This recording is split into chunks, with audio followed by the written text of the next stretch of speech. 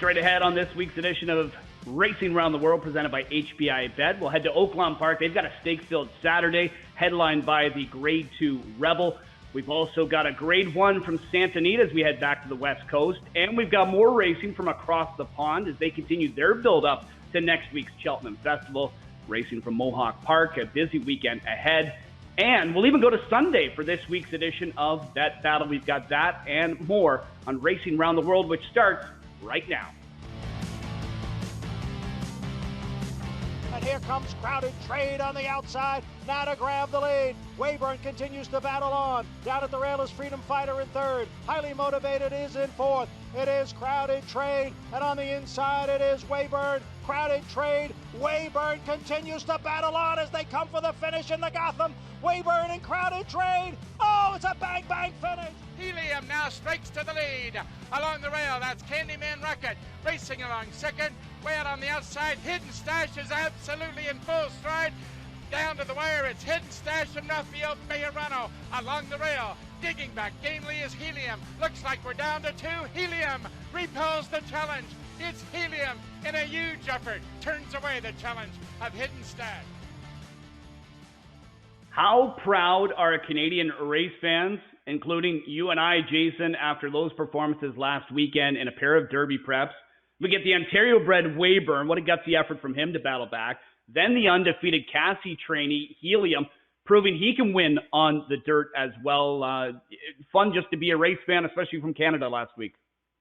Oh, Canada, indeed, Chad. And you listen closely enough, they're probably still partying through the streets of Saskatchewan after Weyburn pulls off a huge surprise. A career-best 95 figure, was simply looking for the next step after breaking his maiden, trying, the condition route, right? But the race didn't go. All of a sudden, why not go to the Gotham? And Trevor McCarthy, big effort there with that Chiefswood homebred. And Helium, first test on dirt, knocked down the Tampa Bay Derby.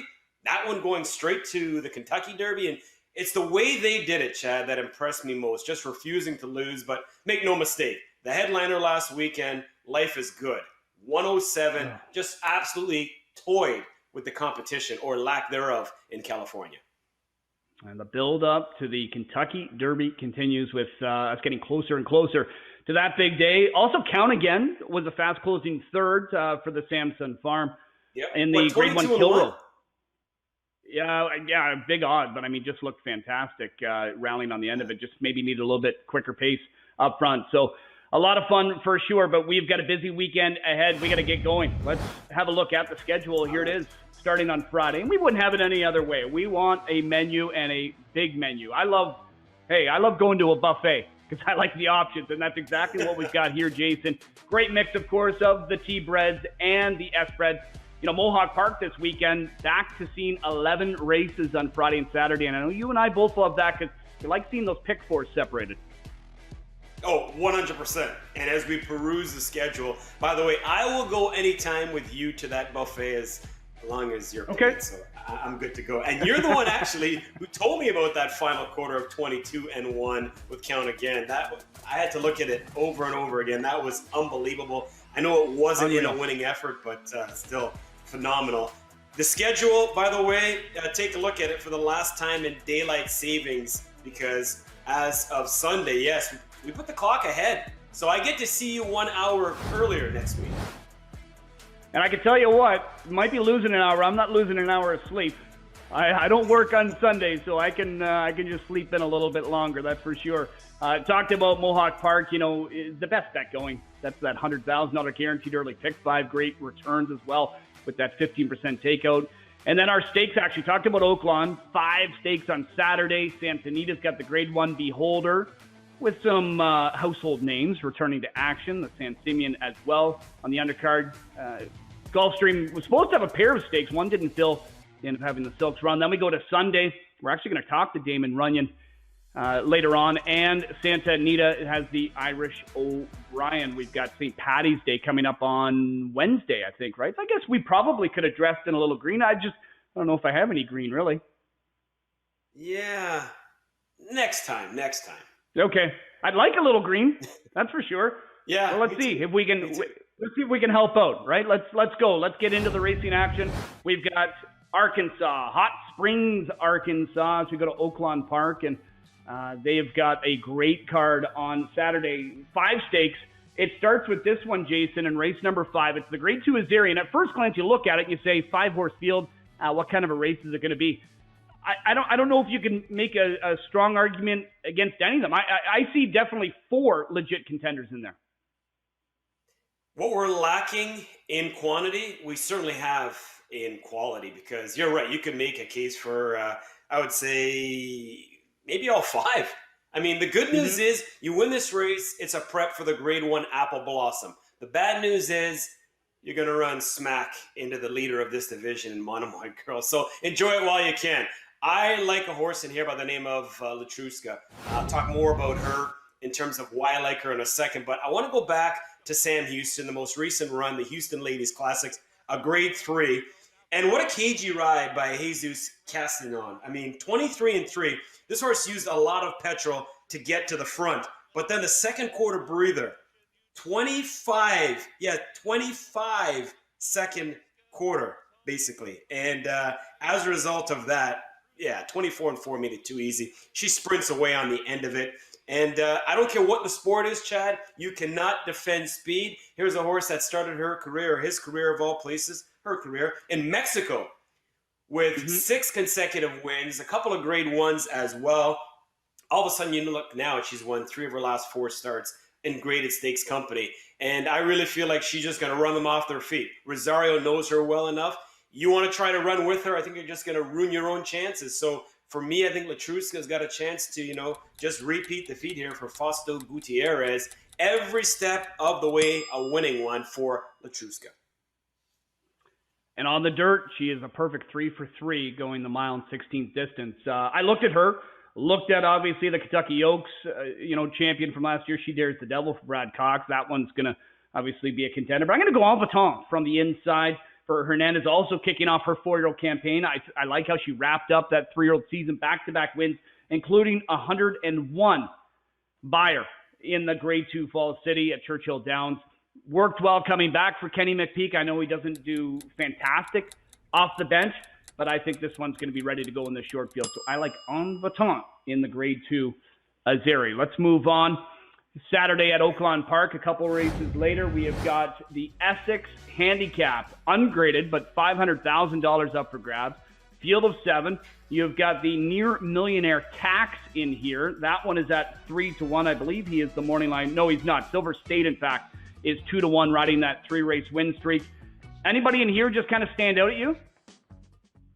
Not really. Night Ops got to give the defending champion his due, but I'm going to go Tax to get to that $1 million club. I really feel like the last one, just an obvious tough spot there against Nick's Go in the the Pegasus World Cup at Gulfstream Park. These are easier, so I'm hoping Rosario has a good weekend. I got Tax on top. Harper's first ride, I know it didn't work out for him in that Pegasus World Cup either, but this is just going to be a group I think he's going to feel a little more at home with. So I think he can kind of get back going. So I look out for that one from post position number 2. Over to race number 10 at Oaklawn. This is the Hot Springs in Hot Springs, Arkansas. Field of 7. There's Whitmore, Jason. And did they just give him the trophy? Wait, he's won it, 4 years in a row? 17, 18, 19, 20. He's looking for 5 straight wins in the Hot Springs. You won't get 18-1. I can guarantee you that on the Eclipse Award winner. But he looks to be in a really good spot for the 5-peat, believe it or not. It's a rematch of last year. You got Mr. Jagermeister in here as well. I guess CZ Rocket looks to be the biggest competition for this guy. But I'm going to go Chalky and Whitmore. What about you? You know what? I'm going to try and gauge. Why not? Try and end this streak here. He only raced a couple of times last year, but I like his return race here. And if this guy can just stay on a good schedule, I think Engage for Rasmussen could be a factor. So I like that guy for the upset. But Whitmore, I mean, hard not to cheer for him. $4 million plus in earnings. At Oaklawn, 14 starts. He's never missed the board. He's earned over $1.6 million. He might as well just move there, right? He just absolutely dominates. But I'm looking forward to that. Then the big one, the Grade 2 Rebel. This is the Derby prep with 50 points. for the winner. Field of 8 in here. And you've got Concert Tour for Bob Baffert, 2-1 morning line favorite. Keep me in mind, this one kind of had the schedule changed a little bit because of some cancellations and whatnot. Keep me in mind, was supposed to run in Louisiana, but now he's going to get going. Who do you like? It's kind of tough, actually. This is a prep for the Arkansas Derby, and in the past, some horses have actually used this as a nice little stepping stone, going Rebel, Arkansas Derby, then Kentucky Derby, and Triple Crown successes as well. Smarty Jones comes to mind, Curlin, as well as American Pharaoh. That horse named Caddo River, I mean, just so fast. And again, you want to try to run with Caddo River, do so at your own expense. I mean, others tried to from post 7, so that's not a good draw at Oaklawn going into that first turn. It comes up rather quickly. He got to the front, and from there, going, and gone. A 92 figure, wins by 10 1/4. Could have won by 20 1/4. But I know he's not graded stakes tested, but yeah, he looks to be just, one of those freakishly fast horses. Not only is he quick, but the velocity that he keeps up, for quite a long time. So others try to go, and then they're like, you know what? It doesn't make sense. So Caddo River, again, you're not going to get a huge price on this horse, but now he draws the rail. Maybe not such a good thing, getting that outside pressure, but he's quick enough to get out of there. I think Caddo River makes his graded stakes debut a winning one and runs that win streak to 3. What say you? I'm with you. Caddo River, he's going to get play. We know that. And I know it's a Concert Tour, the morning line favorite. Caddo River is at 9-5. But yeah, that dominant win over Cowan, who then came back last month to finish second in the $1.5 million Saudi Derby. So, you know what, he beat, I think, a pretty decent one in there. And Brad Cox says this horse is a long-legged colt. He doesn't think the distance is going to be an issue at all. And the way he just ran them off their feet there, going a mile, the extra 16th, I don't think is going to be a problem. I like him.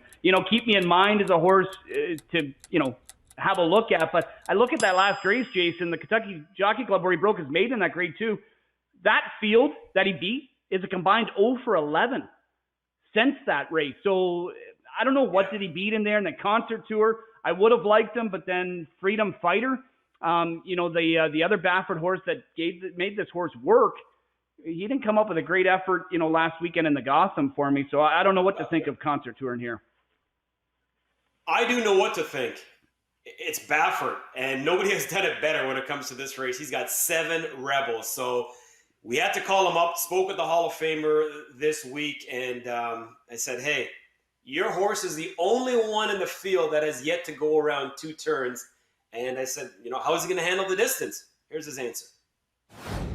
The only way you're going to find out is by doing it, and I think he should. He's, street sense. They can usually handle it.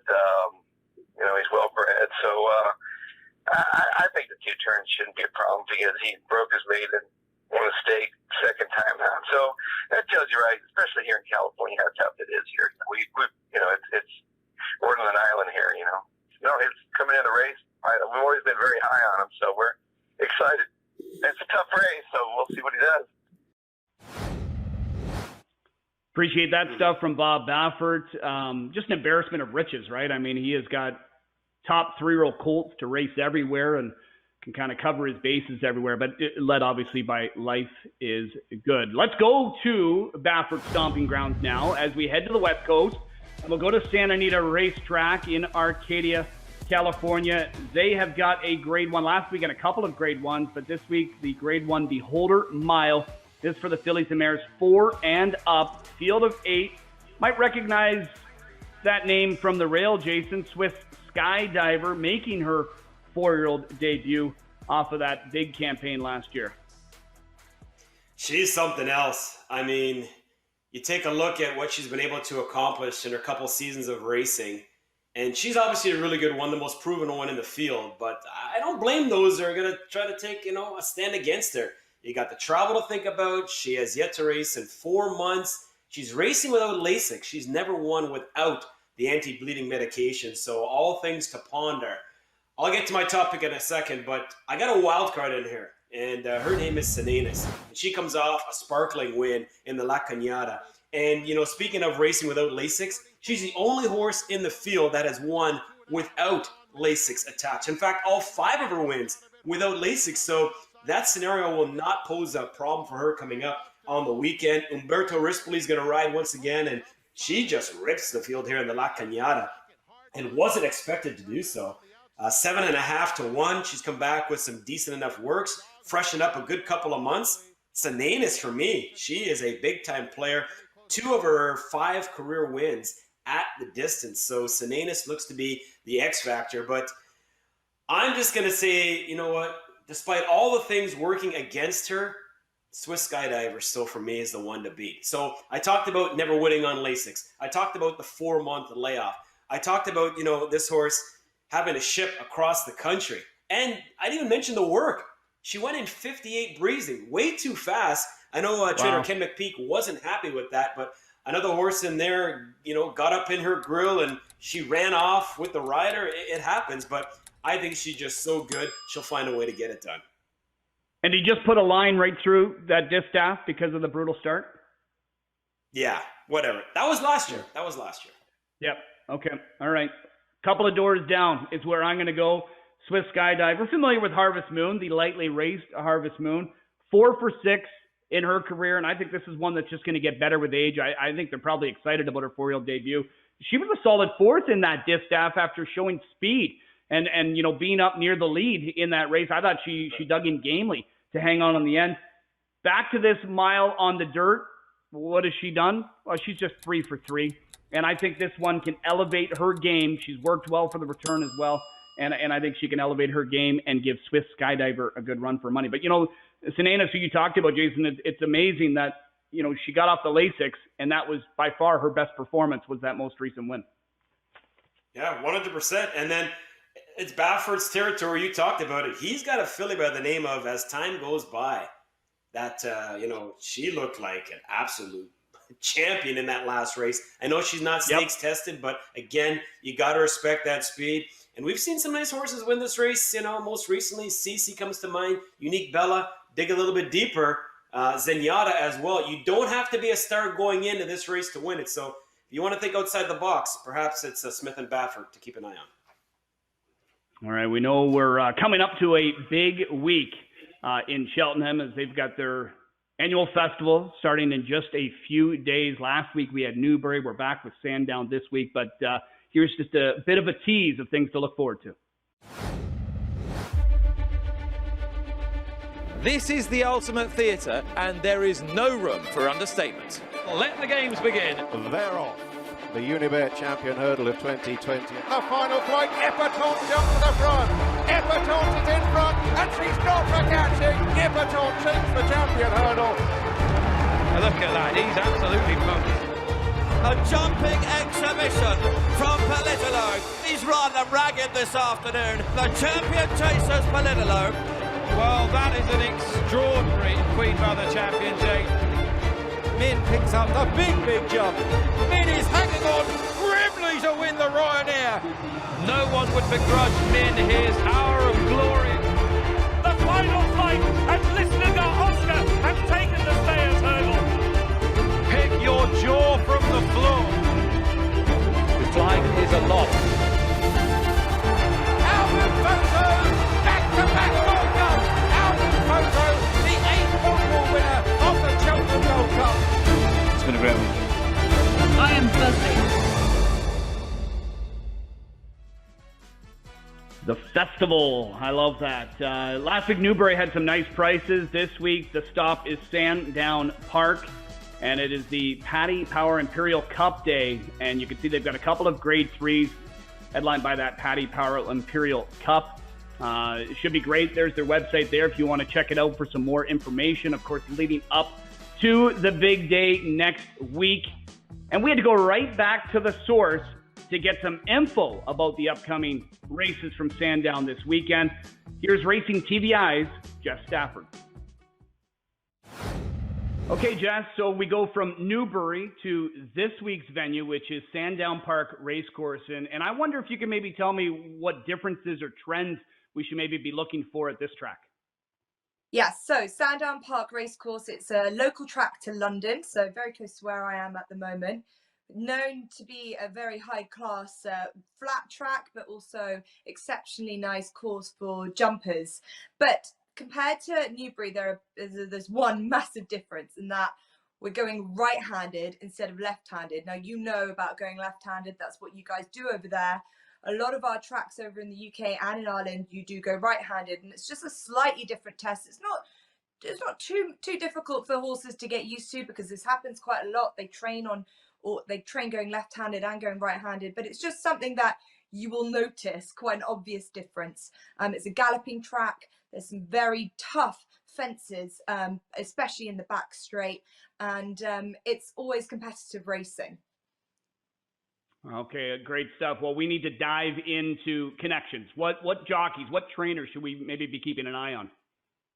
So recently, Harry Skelton, who's currently in second place in the Jockeys Championship, he's done very well at Sandown Park. He's got 5 winners there. He'll have a nice book of rides. But when I think of Sandown Park Racecourse, I think of Gary Moore. Now, you might know of Gary Moore already as a trainer, but he is also the father of the world's leading jockey in Ryan Moore. And Gary is an exceptional, talented horseman. He's had brilliant success on the flat and the jumps, but his backyard is Sandown Park, and he always has runners and winners as well. He loves to get winners there, and he's got a very smart horse called High Up in the Air, who's looking to get a 6th win in a row in the listed novices handicap chase on Saturday. So Gary Moore likes to have winners. He likes to do it at Sandown, and let's hope he can get a miraculous 6-timer with that horse. And finally, Jess, I mean, you know what, I can't let you leave without giving me some winners, because I don't have them. I need you to help me out. I need some winners for this weekend. Okay, it's tough, and it was tricky last week. I was quite confident with my selection. Another crick, that horse did not jump well enough. Now I'm going, instead of going over the larger obstacles, over the fences, I'm going to stick to the Imperial Cup, which is the main feature race of the day on Saturday, and it's very competitive. But I've landed on a horse called Mick Maestro. He represents the Nick Kent stable. They're a smaller operation over here, but they've had a very, very good season so far. This horse is quietly improving on every run. I think he could have a really good chance at around the 12-1 mark. And this is a race that never is won by favourites. A favourite hasn't won it for over 10 years. And I think Mick Maestro at the price could represent a bit of value for everyone. Appreciate Jess Stafford and her help, with that product. And you can just tell, Jason, how excited she is for, in a few days, Tuesday, that Cheltenham Festival getting underway. I'm excited too. I love it. I love the action, whether it's jumps or flat racing. It's racing, it's horses. I will definitely be tuned in. HPI bet. Yep. 28 championship races coming your way next week, so look forward to that. Let's go to Mohawk Park now. Let's get into some harness racing, Jason. I know you'll be part of the Friday broadcast with Monique Vag. Then I'll be part of the Saturday broadcast with Ms. Vag as well. And look what we've got back. We've got a preferred handicap pace, field of 7. There was supposed to be 8. Easy Love of Hanover ended up getting scratched before final changes.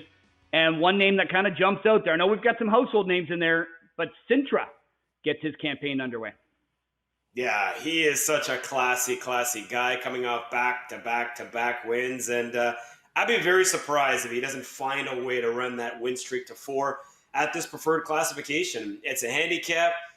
Post 7, that's no handicap for a horse like him. A handicap, make him start in the 3rd tier. That would be a handicap for Sintra. But yeah, if he fires his better shot, he wins. I respect the in-form wheels on fire. Put that one in 2nd, and then that mare, she is special so much more in 3rd. But Sintra, for me, the man. I'm with you. You know what? I wanted to try and find somewhere, but I just think he's too good. I really do. I think that momentum's going to carry over. And I looked through his stats, Jason. He has raced 6 times off of a layoff of 3 months or more, which is extended. We know that. 4 wins and 2 seconds off the bench. So this isn't going to be a problem for him. I know he's going to have to work for it, but a shorter field, I think Jody can just do what he does and just kind of let him do his thing down the stretch. And I think Sintra extends that win streak as he gets this campaign underway. But we can pick them and hope, but then, you know what? We need some backup as well. And we got a little bit of help, reached out to trainer Tony Beaton and asked him about Sintra, how he's been coming back, how he's been training, what does he think of his chances? And here's what he told me. He said, you know what? He trained back very well. He had him ready to go since we started racing again. He just, there hasn't been a class. We haven't had the preferred yet, right? He doesn't fit anything else. So he's just been kind of waiting and waiting. Said he might need to start to get back into race mode. However, he does race great off of a layoff, and those stats prove it. So he is hoping for the best and just hoping that Jody can map out a good trip, which he has done time and time again with this guy. So, without kind of jumping up and down, I think Tony's, got to be fairly confident in this guy's chances. 100%. And with a field of 7, to me, Tripp won't become too big of a deal. I mean, even if he's last turning for home, he still has enough speed to handle these. And he's just a class of the field. The only thing the others have on him right now, recency, right? He might have a little bit of ring rust. First race since December the 5th. That's about it. Don't forget about our Mohawk Park action again. 11 races Friday and Saturday, 7 o'clock. First race post time. We hear that music. We hear that music in the background. It's time for another bet battle. And you know what? As we look at what happened last week, and it's been rough. At least it is rough. I mean, my horse got carried out to the hot dog stand by a drifter, and I don't know what would have happened had that not happened. But anyway, it is what it is. The good news is we just turn the page and we come back, Jason, with another edition. And we've got $25 back into the bankroll. Let's try and turn this into a profit in this week's race. We're actually going to go to Sunday. We're going to dive even deeper into the weekend. Aqueduct has got the Damon Runyon. It's 4 3-year-olds, but New York sire, and a field of 9 in here with a purse of $100,000 that they're chasing. I think a pretty wide open field. I never did get to see the morning line odds, Jason, in here, but so we're just sort of kind of guessing. But we both feel it's fairly evenly matched. Sometimes not knowing the morning line odds is a good thing because it can sway your opinion. So I'm glad I don't know what they are. In fact, when I do my handicapping on the thoroughbred side, it's without the odds. I don't want that to change my opinion, and quite a few times it does. I'm going to go excellent timing. This horse leaves Charlie Baker's barn. Really good outfit, now goes to another really good yard. Obviously, that being Chad Brown. Manny Franco had some options in here. I'm going to bet that horse to win for $10. I'm going to box a 2-5 exacta. Eagle Orb, a couple starts this year, both in just tough situations, especially the last one being the grade 3 Withers. And then I'm going to play an exacta. I'm going to take the 5 over the 1, 2, 3, 7, and 9. So excellent timing for me to hopefully run them off their feet. But this is a good betting race. Which way did you go? I'm going to go with a horse that's, I don't know, maybe poking fun at you and I and our success in the bet battle a long time ago. That may be the last time it cashed. I don't know. From the rail, Eric Cancel for Abreu, just off of a maiden win. But you know what? I think this horse could have something to offer. Gets to carry 118 pounds. Others have to carry a few more pounds. So I like him. I'm going to go 5 across. I love just, a bet like that. I'll just go across, try and get something going. And then I'll use them on top and bottom in an exactor with the 2, 3, 5, 6, and 9. $5 each way when you play it for $1. So there is my $25. But I want this bet battle, Jason, to turn into us actually maybe throwing some punches, not just standing there and looking at each other and waiting, I will say this. You know what? In any fight, you're going to get hit. That's just the way it works. But it'd be nice, like you said, just to throw a few punches, just counterpunch once in a while. So at least you had an excuse last week with your horse getting carried out wide. I had no excuse. Major Hill was just no good. Simple as that. Yeah. Well, that does it, buddy. Another week in the books. We've got a great weekend ahead. Enjoy it. Enjoy Mohawk on Friday night. Again, I'll see everybody Saturday night at Mohawk Park. Looking forward to that. Enjoy all the stakes action and everything we have got from HPI Bet. Got to give a big shout out to Bob Baffer, Tony Beaton, of course, our producer, Luke Van Belkom, who wants to remind everybody that you can catch us on Saturday mornings on HPITV Canada, 10:30 a.m. And Fridays good morning as well. Oh, really? Okay. Yeah. Well, there we go. We're getting out there. So hello to everybody tuning in. Enjoy it. And again, enjoy the weekend. You too, my friend. And You as well. enjoy that nice weather that we're getting. It's getting nicer and nicer. Have a good weekend, everybody. And don't forget to check us out every weekend on our social media platforms right here with Racing Around the World, presented by HPI Bet.